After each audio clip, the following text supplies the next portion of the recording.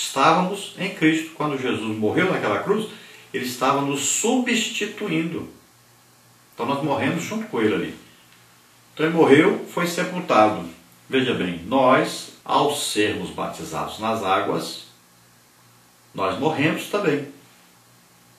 Então Jesus ressuscita ao terceiro dia. Assim, nós no batismo ressuscitamos. Olha, estamos agora numa nova vida. Então, assim como Jesus morreu, nós morremos. Assim como Ele ressuscitou, nós ressuscitamos para uma nova vida. Então, a velha vida acabou. O marido que nós tínhamos antes, nós morremos, então não temos mais esse marido. Agora temos um marido novo, que é o quê? Jesus Cristo. Olha aí, uma nova vida. No tópico 2, nós temos então a metáfora da mulher viúva. Os versículos 2 e 3 do capítulo 7 concluem a analogia do apóstolo a respeito do casamento. Paulo afirma que, vivendo o marido, se a mulher se casar novamente com outro homem, ela será considerada adúltera.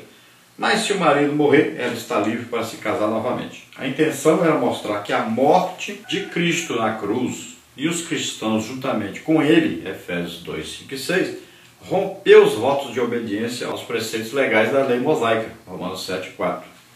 Olha aí o que diz Efésios 2, 5 a 6. Estando nós ainda mortos em nossos delitos, nos vivificou juntamente com Cristo. Pela graça sois salvos. E nos ressuscitou juntamente com Ele, e com Ele nos fez assentar nas regiões celestes em Cristo Jesus.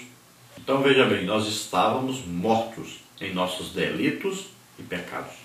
Estávamos vivendo debaixo de uma lei que nos matava, nos mostrava que nós éramos o quê? Pecadores. Então nós estávamos sendo condenados, conduzidos à morte eterna, ao lago de fogo e enxofre. Era o nosso destino. Mas aí o que aconteceu? Nós aceitamos a Jesus como Senhor e Salvador. Então nós morremos com Cristo naquela cruz, porque Ele estava ali nos substituindo. Estava levando ali o pagamento pelo nosso pecado, que é a morte na cruz. Então nós estávamos em Cristo. Nós morremos com Cristo. Fomos sepultados com Cristo. É a figura do batismo nas águas, sepultamento. E assim como Cristo ressuscitou, nós também subimos da água para uma nova vida. Agora, nós temos que nos comportar de acordo com essa nova vida. Agora, estamos no reino de Deus. Antes pertencíamos ao reino das trevas, reino de Satanás. Então é a nova realidade, é a nova vida. Nós vamos viver agora em novidade de vida. Agora, não quer dizer que o velho marido, a lei, não queira novamente nos condenar.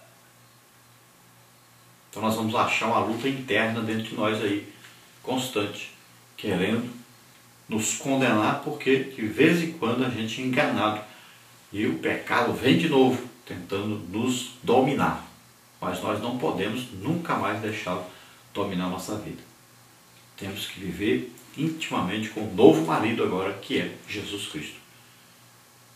Então quem vive na intimidade com seu marido, em comunhão com seu marido, não vai achar outro marido, não vai arrumar outro marido.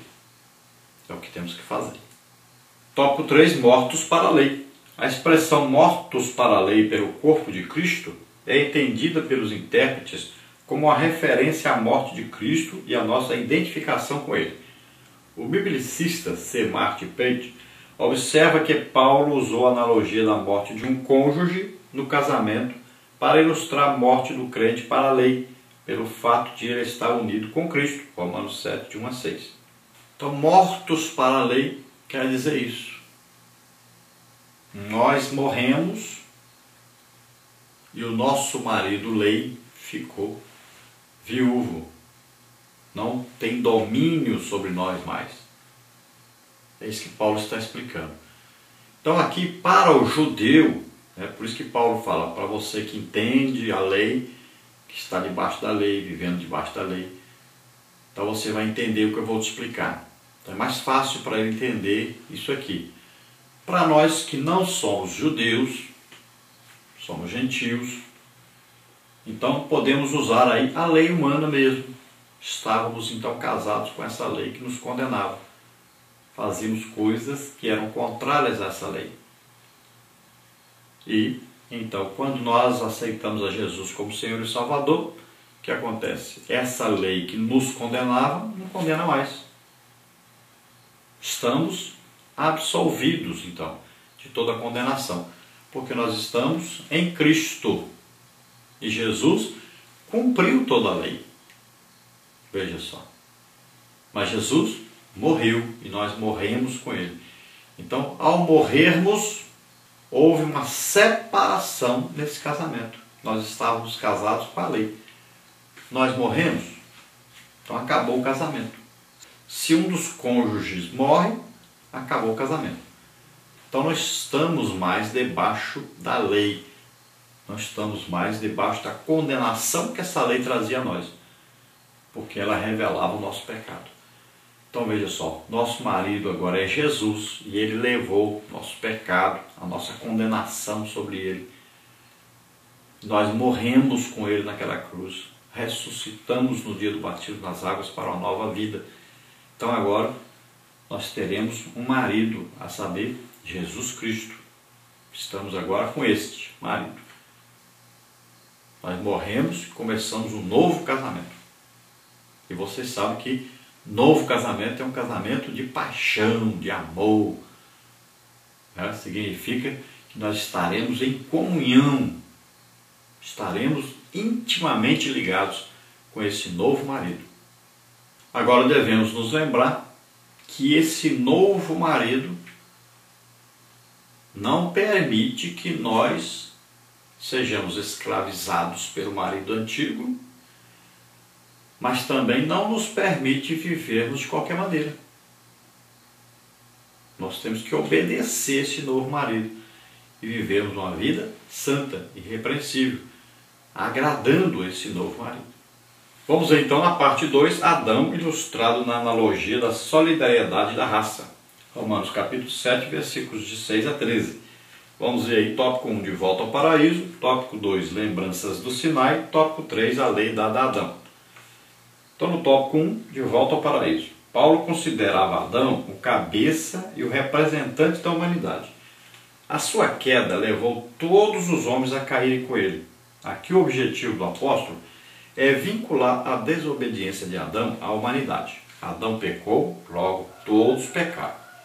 Uma leitura cuidadosa das palavras de Paulo em Romanos 7 a 11 mostrará a estreita relação que elas têm com os fatos ocorridos em Gênesis capítulo 3. Por exemplo, a expressão não cobiçarás é uma alusão a Gênesis 3, de 1 a 6. Por outro lado, as palavras de Paulo, eu vivi sem lei, Romanos 7, 9, só tem sentido se aplicado na vida de Adão, pois Paulo, como fariseu e judeu que era, vivia a lei desde a infância, 2 Timóteo 3,15. Aqui Paulo, como ser humano, se via em Adão. As expressões eu morri e o pecado me enganou ganham paralelo em Gênesis 2,17 e 3,13. Romanos 7, 6 a 13. Diz assim, mas agora fomos libertos da lei, havendo morrido para aquilo em que estávamos retidos, para servirmos em novidade de espírito e não na velhice da lei. Que diremos, pois? É a lei pecado? De modo nenhum. Contudo, eu não conheci o pecado senão pela lei, porque eu não conheceria a concupiscência se a lei não dissesse que não cobiçarás. Mas o pecado, tomando ocasião pelo mandamento, operou em mim toda espécie de concupiscência, porquanto, onde não há lei, está morto o pecado. E outrora eu vivia sem a lei, mas assim que veio o mandamento, reviveu o pecado e eu morri. E o mandamento que era para a vida, esse achei que me era para a morte. Porque o pecado, tomando ocasião pelo mandamento, me enganou, e por ele me matou. De modo que a lei é santa, e o mandamento santo, justo e bom. Logo o bom tornou-se morte para mim? De modo nenhum, mas o pecado, para que se mostrasse pecado, operou em mim a morte por meio do bem, a fim de que pelo mandamento o pecado se manifestasse excessivamente maligno. Então veja bem, não é Paulo que está aqui dizendo que ele vivia em pecado, nada disso. Ele está dizendo o seguinte: Adão, lá no paraíso, pecou. Sua mulher Eva foi enganada pela serpente, né? E caiu em transgressão. E o homem, então, pecou. Quando ele pega aquele fruto que a sua esposa lhe oferece e come, ele estava desobedecendo uma ordem direta de Deus, que ele não poderia comer daquele fruto. Então veja só, até esse dia Adão vivia ali no paraíso como se não houvesse pecado, não existisse pecado. Ele não conhecia nenhuma lei. Deus nunca tinha dito para ele: não pode fazer isso. Mas a partir do momento que Deus diz: não pode comer do fruto, a partir daí existia o quê? Uma lei. E quando existe a lei, existe o quê? O desejo de transgredir essa lei. Olha só que coisa terrível. Então veja só, a lei não é boa? É. Não é de Deus? É. O problema é que quando eu sei que não posso fazer uma coisa, me dá o desejo de fazer isso. Exatamente isso. Então a lei que é boa faz é me condenar. Se eu aguardasse, seria ótimo para mim. O problema é que eu tenho vontade de transgredi-la. É como você entrar numa biblioteca, lá está escrito uma placa: silêncio. Mas quando você entra na biblioteca e vê a placa silêncio, o que acontece? Agora você passa a ter um desejo de conversar lá dentro. Olha só. Você quer transgredir aquela lei. É isso que o pecado faz. É o desejo que ele provoca nas pessoas de transgredir uma lei.